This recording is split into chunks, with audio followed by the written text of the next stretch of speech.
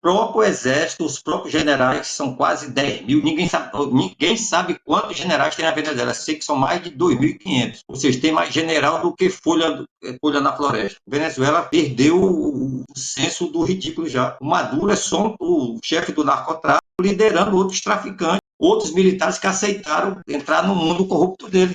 Vamos falar de Nicolás Maduro, porque ontem saiu algumas análises baseado em vazamentos e etc., que o pessoal faz desses países, desses lugares onde essas informações acabam saindo, né? Como a gente bem sabe, já repercutiu aqui, que o Maduro tá com medo de ser traído, morto ou capturado pelos seus próprios generais. Vamos lá. A gente tem um cenário onde está aumentando aí as recompensas para o Maduro.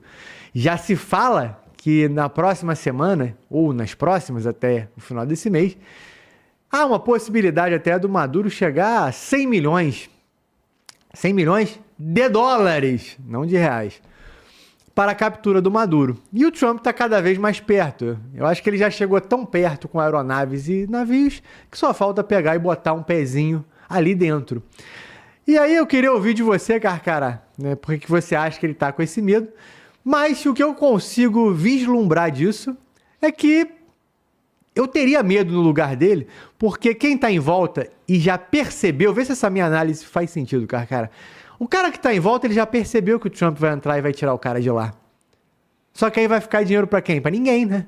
Se tu tá ali em volta, juntou com a rapaziada, falou, gente, o Trump vai entrar aqui, vai ficar difícil pra gente, ele vai levar o Maduro e a gente vai ficar a ver navios. Entrega o cara, a gente divide essa grana. Eu falo isso desde a primeira vez que saiu a notícia da recompensa.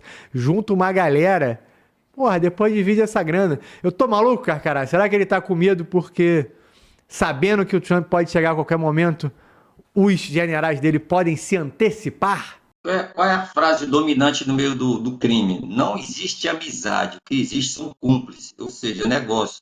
E negócio no crime organizado é dinheiro, irmão. E onde está o dinheiro, o vagabundo vai, entendeu? Não tem esse papo de coração, não. Vocês comentaram isso também, eu falei, o próprio exército, os próprios generais, que são quase 10 mil, ninguém sabe quantos generais tem na Venezuela. Sei que são mais de 2.500.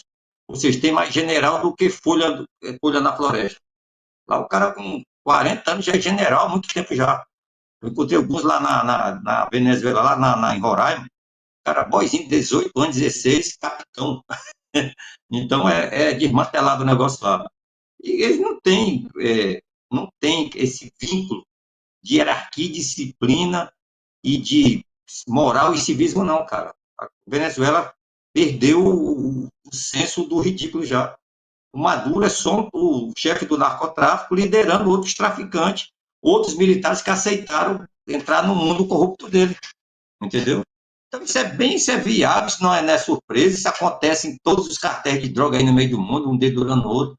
O que é que acontece no Rio? Um mata o outro para assumir a vez, o vaporzinho quer ser o gerente, depois quer ser o chefe da boca, depois quer ser o patrão, o outro quer tomar o bairro, e assim é a mesma coisa, cara, nesse nível aí.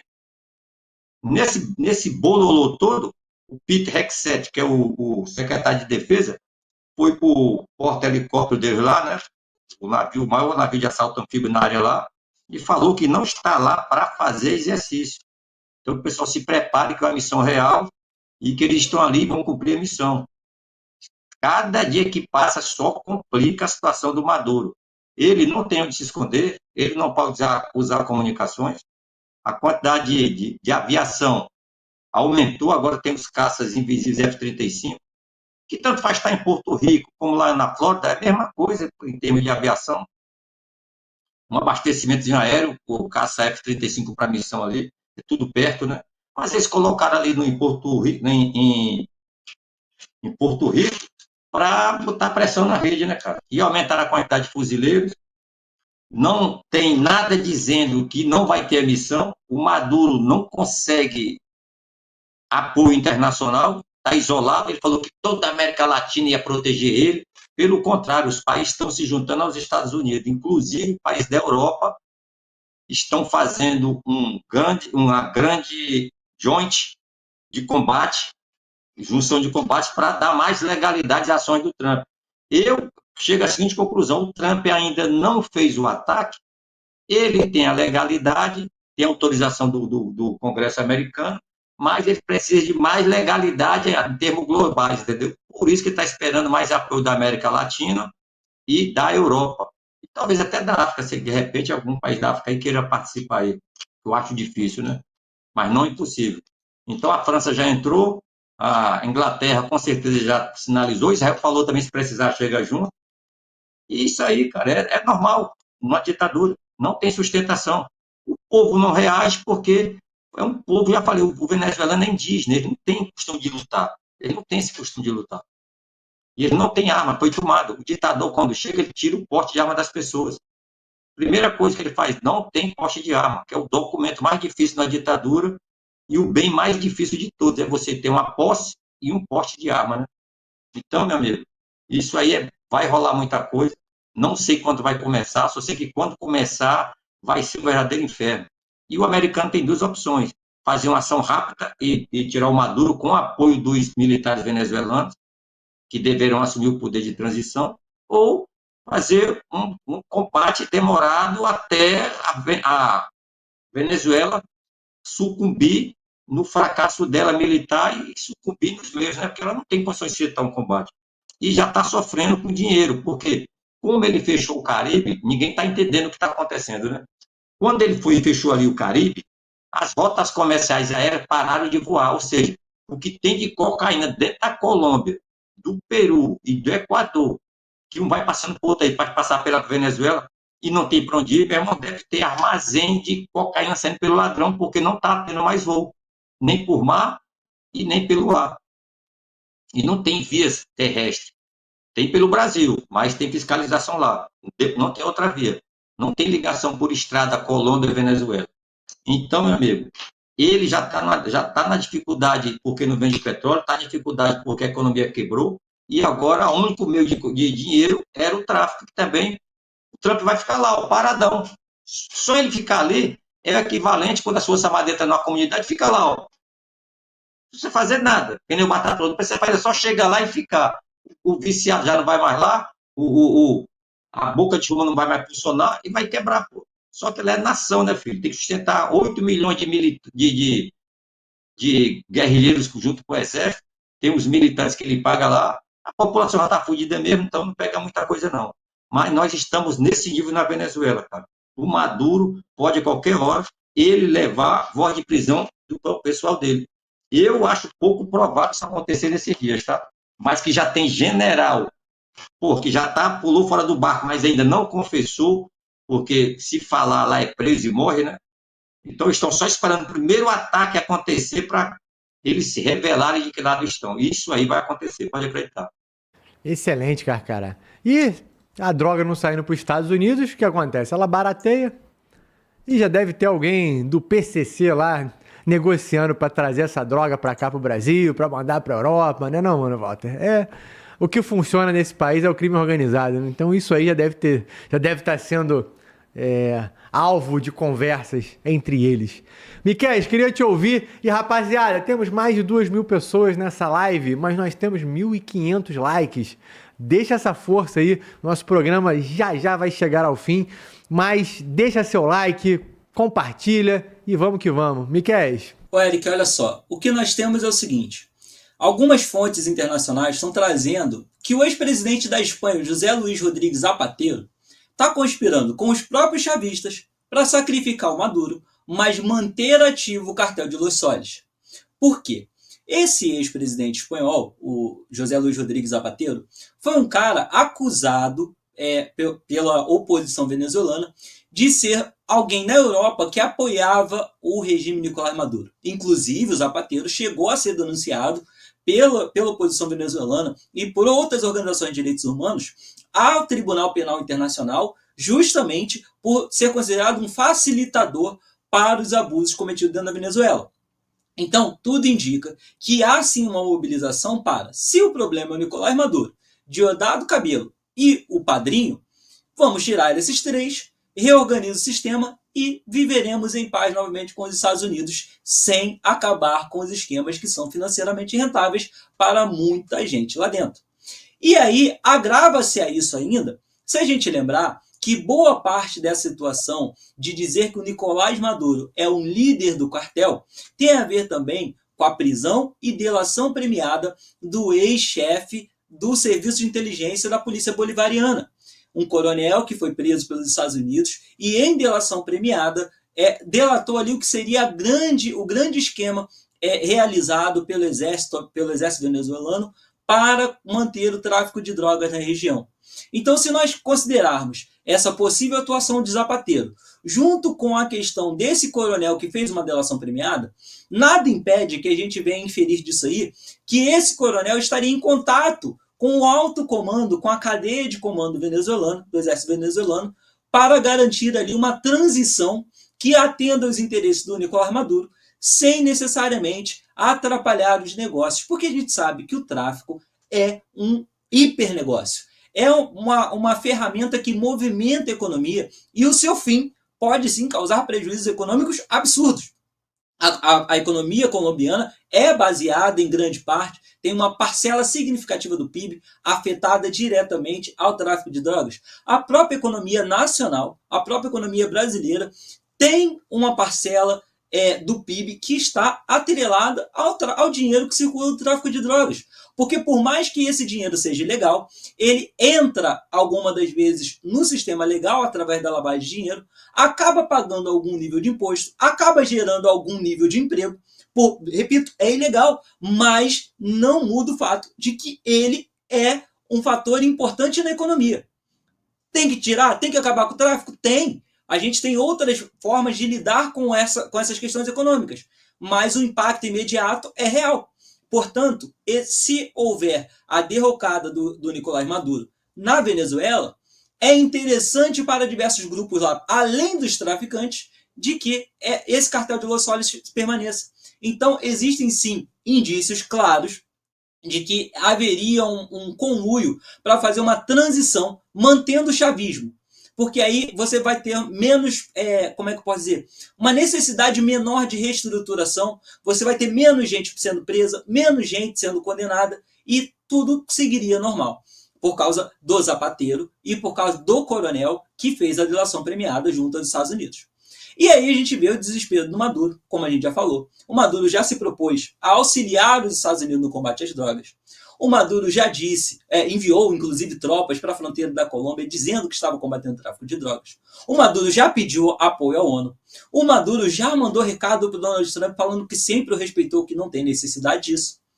E agora, mais uma vez, tentando reforçar o seu apoio junto à população, que eu lembro, esses 4,5 milhões de milicianos que se inscreveram para defender a Venezuela, se inscreveram não acreditando que de fato vão entrar em combate, mas que talvez consigam um salário mínimo do governo ao se alistar ali. Salário mínimo esse que é de $1 na Venezuela. O Maduro faz o que agora para tentar fazer mais um aceno? Ele novamente antecipa o Natal na Venezuela. Para quem não sabe, o Natal na Venezuela nos últimos anos tem ocorrido no dia 1º de outubro. Por quê?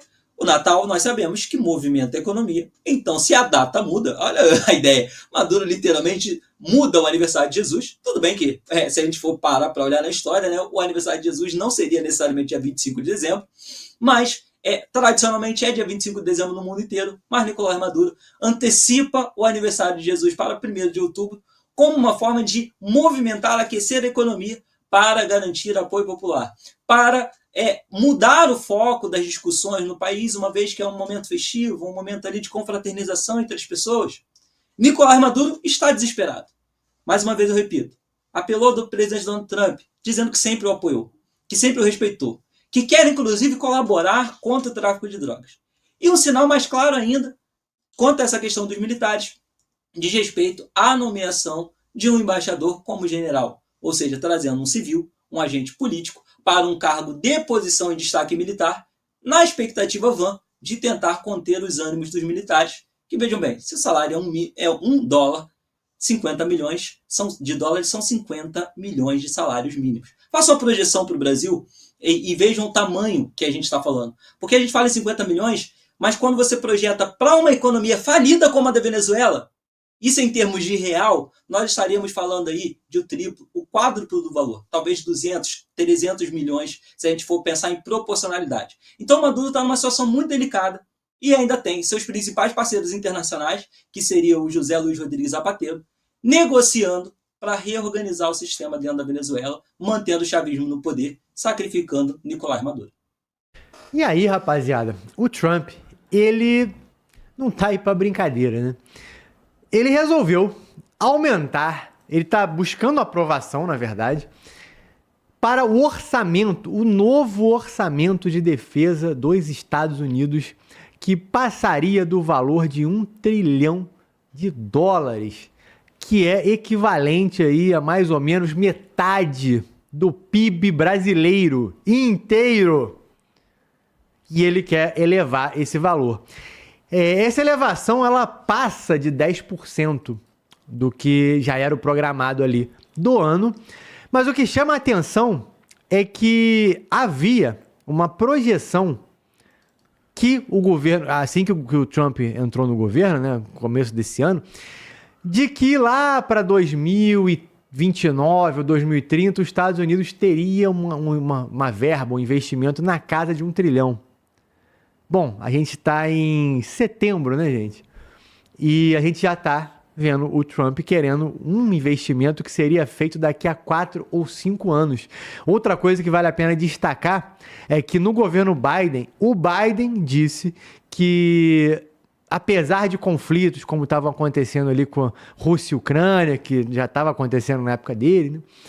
Ele acreditava que esse tipo de investimento ia diminuir no mundo. Não só na Europa, como já estava acontecendo, sempre foi um problema isso na Europa, mas ele acreditava que ao longo dos próximos anos os Estados Unidos cairia para menos 16% do que tem de investimento hoje. O Trump está indo na direção contrária. E qual é a alegação do Trump para precisar disso? A alegação dele é que os Estados Unidos precisa estudar e desenvolver novas tecnologias de guerra. Aí, Carcará, eu te pergunto, os Estados Unidos já tem a maior força militar do mundo. Como a gente viu aqui outro dia, precisa juntar aí Rússia, China e outros países para poder bater de frente com os Estados Unidos. E mesmo assim o Trump olha tudo isso e fala, nós precisamos aumentar o investimento, porque não é o suficiente. Ele entende o jogo que ele está jogando, Carcará, da guerra? Ele está querendo desenvolver armas, como algumas coisas que a gente tem visto aí da China, que estão colocando um pezinho na tecnologia que talvez não se tinha visto antes, com relação a automações. Enfim, o que você acha de tudo isso, Carcará? Então, esse dinheiro, de onde é que está vindo esse dinheiro do Trump? Está vindo dessa taxação que ele está colocando, está vindo no corte de gastos com a OTAN e com o recuo de tropas espalhadas no mundo todo para casa. Por exemplo, na Síria tinha uma brigada lá, com a aviação, com tudo. 3 vezes maior do que tem aqui no Caribe, aqui em termos de gasto, porque todo dia era empregando mísseis naquela guerra que estava lá na época que estava o Assad. Algumas tropas que estavam na Europa, ele já recuou, desmobilizou outras. O apoio à OTAN e à Ucrânia ele cortou. A USAID, que é aquela agência que patrocinava golpes no mundo tal, e desenvolvimento em alguns países tal, ele também cortou.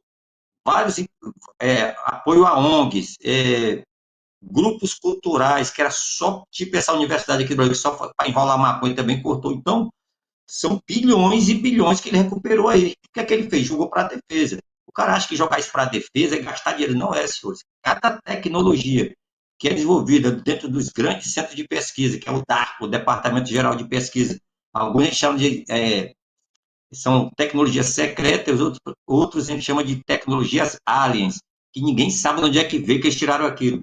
Isso aí vai virar smartphone do futuro, computador do futuro, o carro do futuro, o avião do futuro. Então, isso aí é investimento num nível nunca visto na sociedade planetária, entendeu? Então, o que eles estão chamando? Eles pararam de ser policial do mundo, pararam de confrontar algumas nações com guerras que eles não lucram nada, simplesmente nada, e estão fazendo trabalho de casa. uma parte dessa tropa está fazendo a defesa da divisa com o México, né? A fronteira com o México. Eram tropas que estavam lá na Síria, no Oriente Médio, por isso ele levou o pessoal para o deserto, lá já estava adaptado. Outras tropas que estavam fazendo frente ali no Golfo, no Mar Mediterrâneo, voltaram e estão agora no Caribe. Ou seja, ele tirou o gasto de lá, colocou para cá, diminuiu o valor desse gasto gigantesco, economizou e aumentou o poder de defesa. E esse orçamento aí, que era para 2030, talvez chegasse a 1 trilhão, ele chegou do 6º mês de governo, ou seja, é um sinal que tem dinheiro. Porque ele não vai tirar dinheiro de um setor onde não existe. Ele tirou de onde? Aumentando a taxa sobre essas nações aí. Eu já falei, quando o americano faz guerra, quem paga a guerra somos nós. Na guerra do Golfo 1, eu me lembro que ele aumentou o juro do Brasil, acho que 1% ou foi 0,5%. Era 130 milhões que o Brasil, bilhões, devia para o FMI para ele lá. Ou seja, o Brasil foi um dos países que bancou a guerra do Golfo. A guerra da Yugoslávia. Pode dar coisas que tem guerra, eles aumentam alguma taxa. Você paga a guerra, que todo mundo negocia com os Estados Unidos. Ou seja, ele é o dono do dinheiro, ele é o caveira, vamos dizer assim, o cara que empresta o dinheiro, e aumenta o juro, tu tem que pagar mesmo. Está na mão do cara. Então, eles tentam tirar. E uma boa parte desse dinheiro é para trabalho científico, no mar, na terra e no ar, equipamento militar, de medicina, equipamentos óticos, equipamentos de altas tecnologias, laser, tecnologias nucleares, que são as usinas nucleares, tecnologias espaciais para satélite, viagens de drones para Marte, para a Lua, para os confins do espaço aí. Os caras estão num nível gigantesco. Nova rede satelital, novo sistema de escuta planetária, um gigantesco sistema de proteção, que é o Iron Dome. O israelense está fazendo o Gold Dome, que é um sistema 10 vezes maior do que o israelense, em termos de proporção, e muito mais poderoso, muito mais eficaz e com alcance planetário, né? Então, meu irmão, tem que ter dinheiro para isso aí. E a China gasta quase o equivalente, tá? A China não fica para trás, não. Porque a China, embora gaste menos, a mão de obra é mais barata, então é como se fosse 3 vezes o que o americano gasta. O americano faz um navio, digamos que é 1 bilhão, a China faz o mesmo navio por 200 milhões, ou seja, multiplica por 5, entendeu? O americano tem que gastar 5 vezes mais para fazer a mesma quantidade, a China, 1/5, por isso que tudo que o americano faz, ela faz 5 vezes com dinheiro mais embaixo. Em proporção, a China está acima dos Estados Unidos em investimento militar, porque a mão de obra é lá embaixo, é quase escrava. Entendeu? As pessoas não entendem isso, não se ligam nisso. A indústria militar chinesa é o custo mais baixo que existe no mundo. E a indústria militar americana é a mais cara do planeta. Então, 1 trilhão não faz muita coisa em relação ao planeta. Mas a China, com menos dinheiro, faz 3 vezes, 4 vezes mais em termos de produção. Não em qualidade em tudo, tá bom? Mesmo assim, os Estados Unidos continua sendo a maior potência militar do planeta. E você, Miquel, o que você acha de tudo isso? Eric, o cenário é o seguinte: os Estados Unidos, para eles, a guerra não é só uma questão de defesa. A guerra é uma verdadeira ferramenta de negociação econômica. Então, enquanto a maioria dos países, até mesmo o Brasil, vive de fortalecer os seus exércitos só para uma questão reativa, para uma questão de dissuasão, para proteção de fato, os Estados Unidos necessitam da sua máquina de guerra em funcionamento para garantir a sua melhor diplomacia, porque a diplomacia dos Estados Unidos é na ponta da lança. Então, quando os Estados Unidos avança nesse cenário de investimento, nós vemos que não se trata só da questão de uma questão de proteção, mas sim de uma questão de continuar aquecendo a sua economia. Até porque, por exemplo, o que aconteceu com a questão da Ucrânia. Os Estados Unidos, embora tenham fornecido muitas armas e equipamentos à Ucrânia, não fizeram diretamente. O que eles fizeram?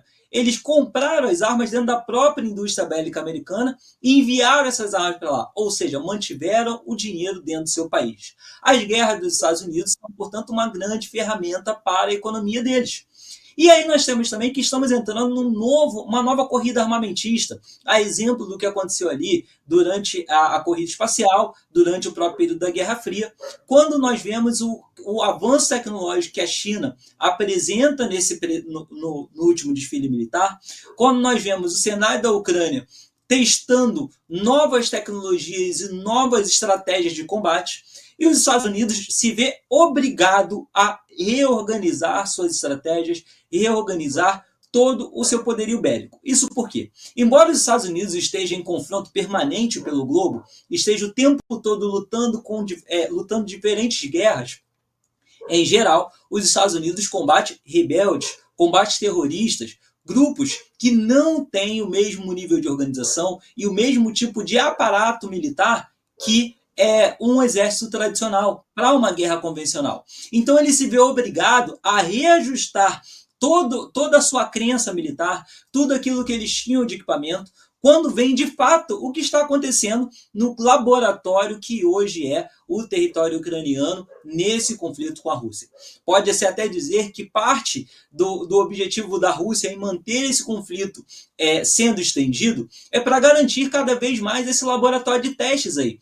Por exemplo, a Coreia do Norte, que envia soldados para o campo de batalha russo, justamente com o objetivo de adquirir maior experiência também. Isso já foi comprovado que uma parte desses esforços de guerra da Coreia do Norte junto à Rússia é também para adquirir experiência de conflito.